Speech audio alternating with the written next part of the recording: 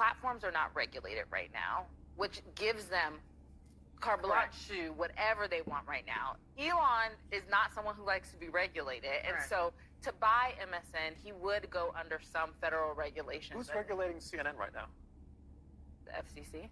We're not a broadcast. It's cable.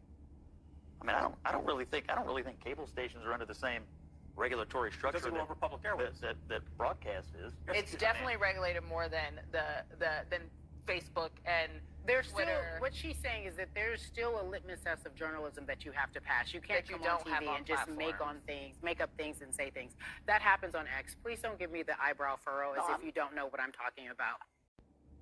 Okay, so first of all, cable news doesn't have any type of litmus test, okay? You know how I know that? Because a squirrel could jump on a desk today and screech just as loudly as the women on The View.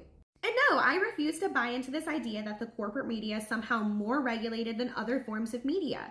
Social media platforms have been hit the most with censorship and regulations, so much so that Mark Zuckerberg himself even came out and said that, yeah, the government was pressuring us to do so, but it's something that he highly regrets. You know what I think it is? I think that the mainstream media is upset.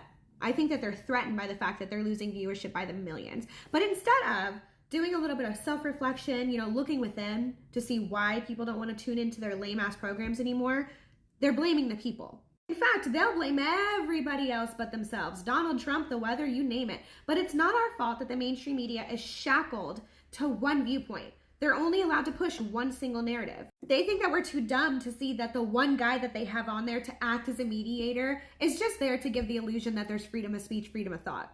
And I think that one of the reasons deep down why all of these TV journalists are so upset with X is because they used to be able to get on Twitter, right, and say whatever they wanted.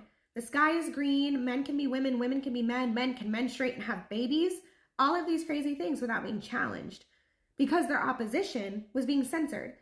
But now that the censorship veil is lifted, they're finally being called out and they're finally getting the backlash that they're much deserving of.